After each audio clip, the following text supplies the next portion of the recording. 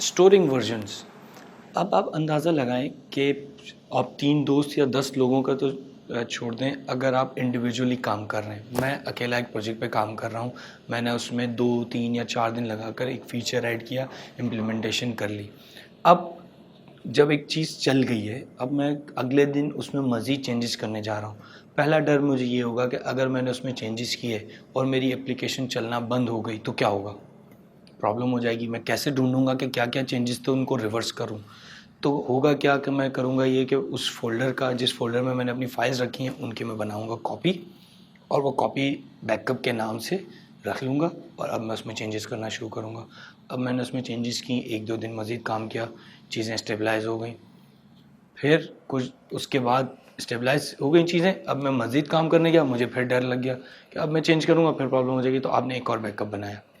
इस तरीके से जैसे-जैसे आप डे बाय डे बढ़ते जाएंगे, आप एक अलग बैकअप के फ़ोल्डर्स बनाते चले जाएंगे। तो होगा ये कि आपके पास एक लिस्ट ऑफ फ़ोल्डर्स होगा जिसमें बैकअप पड़ा होगा। आपने लिखा होगा my project date 25, my project date 26, 27, 28। तो आपके पास एक लिस्ट ऑफ फ़ोल्डर्स जमा हो जाएगा जिसमें आपके पास अपना प्रोजेक्ट होगा, और हर प्रोजेक्ट डे बाय डे आपके पास मौजूद होगा। अब ये आपके सिस्टम पे एक हैवी फाइल्स का सेक्शन क्रिएट हो रहा है जिसमें बहुत ज़्यादा कंटेंट पड़ा हुआ है, और आपको डर ये है कि इसको मैं डिलीट भी नहीं कर सकता।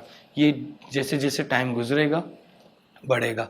और आप अंदाज़ा लगाएं, अगर ये टीम्स में काम हो रहा हो, मल्टीपल टीम्स हों और बहुत सारे लोग हों, तो फोल्डर का साइज़, प्रोजेक्ट का साइज़ कहाँ पहुँच जाएगा आपका। इसलिए वर्जन कंट्रोल सिस्टम आपको क्या देता है कि आप एक वक्त में एक वर्जन पे काम कर रहे होते हैं।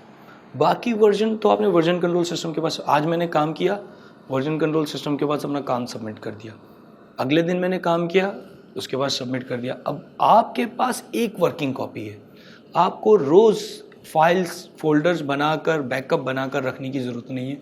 जैसे जैसे आप वर्जन कंट्रोल सिस्टम के पास अपना कोड सबमिट करते चले जाते हैं, वर्जन कंट्रोल सिस्टम उसको ट्रैक करता रहता है, उसके स्नैपशॉट अपने पास बना के रखता है।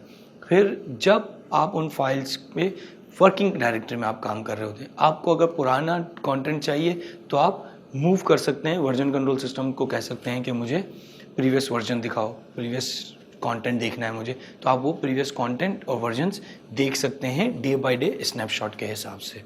तो आपके पास एक वर्किंग कॉपी होगी, आपको मल्टीपल वर्किंग कॉपीज़ बैकअप्स बनाने की ज़रूरत नहीं है। वर्जन कंट्रोल सिस्टम पूरा ट्रैक करके आपके पास रखता है।